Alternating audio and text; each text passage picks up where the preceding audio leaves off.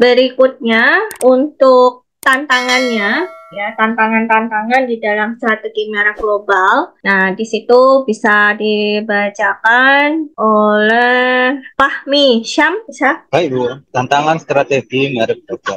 Yang pertama adalah perbedaan budaya dan bahasa. Perbedaan dalam budaya, bahasa, dan kebiasaan konsumen dapat menjadi hambatan besar dalam mengembangkan strategi merek yang berhasil di pasar global.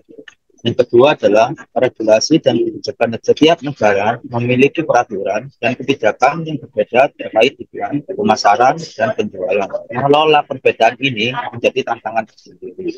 Yang ketiga adalah persaingan lokal yang kuat. Di banyak pasar ada persaingan sengit dari merek-merek lokal yang sudah ada. Mengatasi persaingan ini memerlukan pemahaman yang mendalam tentang pasar. Nah, ini tantangan-tantangan yang udah pasti dihadapi oleh perusahaan ya di dalam jalankan strategi merek globalnya gitu. Karena ya tadi kan kita berhadapan dengan banyak negara di mana di situ ada budaya, ada bahasa yang berbeda ya antara satu negara dengan negara lain. Lalu juga terkait regulasi, kita juga udah pernah bahas ya di lingkungan pemasaran itu ada regulasi-regulasi dan kebijakan dari negara-negara itu juga beda, dan juga dari persaingan lokalnya kan di negara yang kita masuk, yang satu perusahaan itu mau masuk ke satu negara itu kan pasti sudah ada apa pemainnya di situ gitu kan ya, pemain lokalnya. Nah pastinya kan juga akan berhadapan dengan persaingan lokal yang sangat kuat juga gitu ya. Berikutnya kita lihat lagi di sini bagaimana mengelolanya ya, mengelola reputasi merek global. Jadi kalau mereknya itu sudah punya, artinya sudah bisa diterima oleh pasar, ya, diterima dengan baik oleh pasar, artinya sudah punya reputasi. Nah, supaya reputasinya tetap baik, nah tentu kan harus dikelola. Ya, bagaimana mengelolanya? Nah, pertama di sini harus tetap bisa memahami, ya, jadi betul-betul memahami preferensi dari konsumen global. Preferensi itu artinya apa? Kesukaannya gitu, selera dari konsumen global itu seperti apa. Nah, bagaimana caranya bisa dipahami? Yaitu dilakukan dengan riset pasar yang mendalam gitu. Itu betul-betul diperlukan untuk bisa tahu, ya, untuk bisa paham, oh karakteristik konsumen di negara itu tuh seperti ini, kesukaannya begini gitu ya. Di negara ini di negara B seperti itu misalkan. Nah, itu harus bisa dipahami dengan sangat baik supaya apa? Supaya reputasi merek globalnya itu bisa terus baik gitu ya. Lalu juga harus bisa mengatasi krisis dan konflik yang bisa mempengaruhi merek. Nah, artinya di sini harus ada respon yang cepat dan juga tepat terhadap krisis. Ini juga menjadi bagian penting dari manajemen merek global.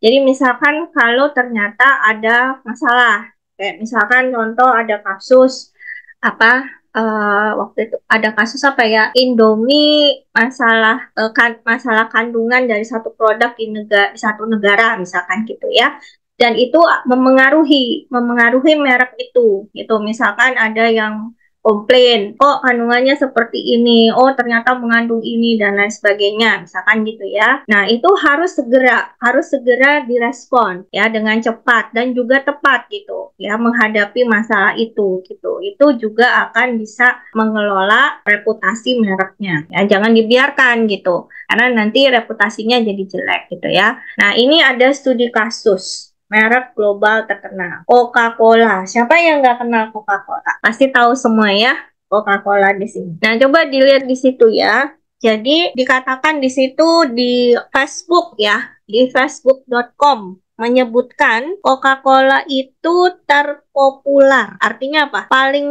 ngetop gitu. Kedua, ya, terpopuler kedua dengan 253 halaman dan dengan 3,4 juta fans. Nah, bisa dilihat tuh di situ. Artinya apa? Artinya Coca-Cola itu merek mereknya sudah nomor 2, kedua di dunia gitu, dengan fansnya sebanyak 3,4 juta. Dan ulasannya di facebook.com itu 253 halaman khusus membahas tentang merek Coca-Cola ini gitu ya. Padahal bermula ya, Coca-Cola itu asal mulanya dari mana sih? Bermula dari keisengan aja sebenarnya. Nih kalau mau tahu sejarahnya. Dari ada 2 orang ya yang namanya Dusty Song dan Michael Jedres, susah tuh namanya tuh ya, orang Rusia itu ya. Mereka mengupload foto Coca-Cola ya secara ajaib kemudian di halaman Facebook in. Nah, lalu dari situ ya langsung tumbuh secara luar biasa ya dengan 253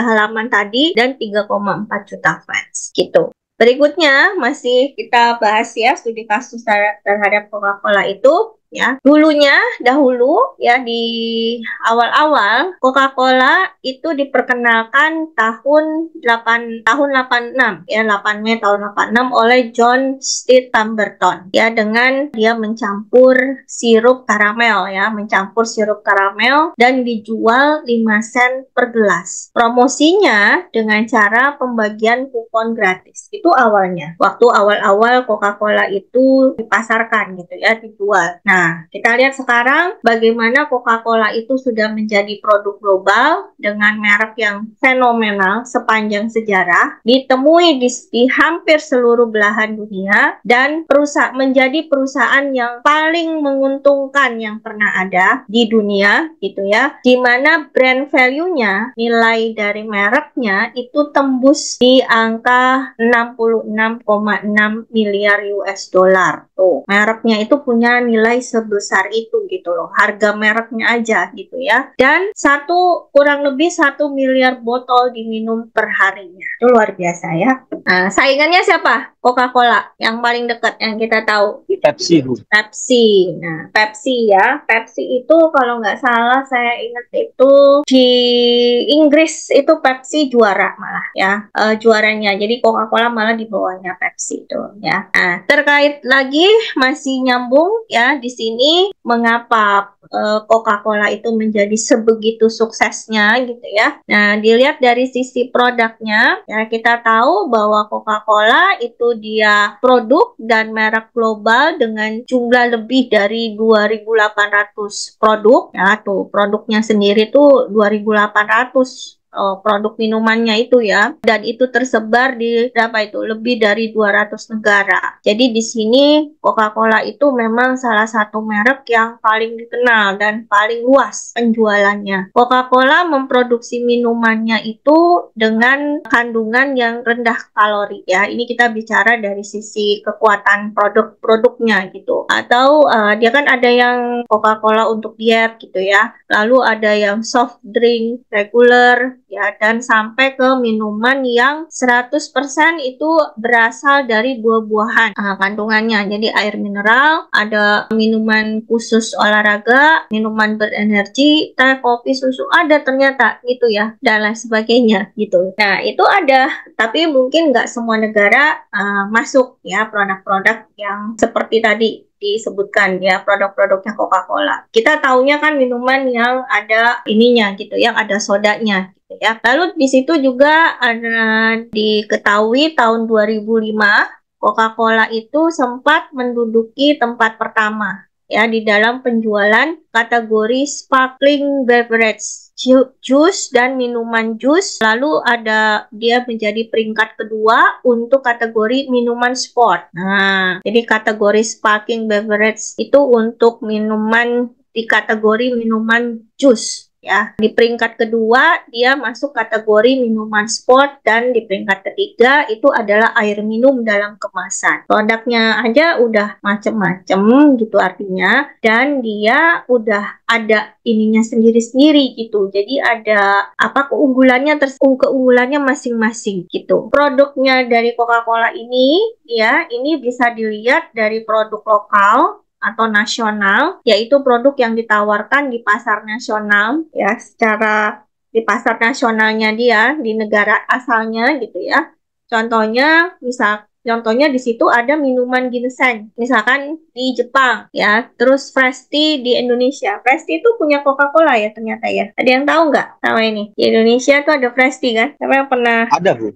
Artinya apa? Produk Coca-Cola itu dia bisa masuk ke dalam produk lokal yang ada di negara di mana dia masuk gitu. Nah, itu dikatakan di situ. Jadi dia ada minuman ginseng, tapi ginseng di Jepang karena orang Jepang tuh suka ginseng gitu. Di Indonesia kan orang suka teh. Dibuatlah Fresh Tea. Itu produknya Coca-Cola. Nah, jadi dia bisa muncul di dalam produk lokal atau produk nasional. Terus ada produk internasionalnya kan? Kalau produk internasionalnya memang sudah pasti ya. Jadi di sini produk yang ditawarkan di beberapa negara atau pasar regional ya, Coca-Cola di Amerika, di Amerika ya, Amerika Utara dan Selatan. Nah, selain itu produk global. Nah, produk global ini ditawarkan di pasar global. Jadi misalkan apa? Yang dipasarkan di pasar global itu adalah Diet Coke ya, Coca-Cola Zero. Nah, kita kan ada ya di Indonesia juga ada. Nah, itu ada di seluruh negara. Artinya gitu kalau udah produk global gitu ya.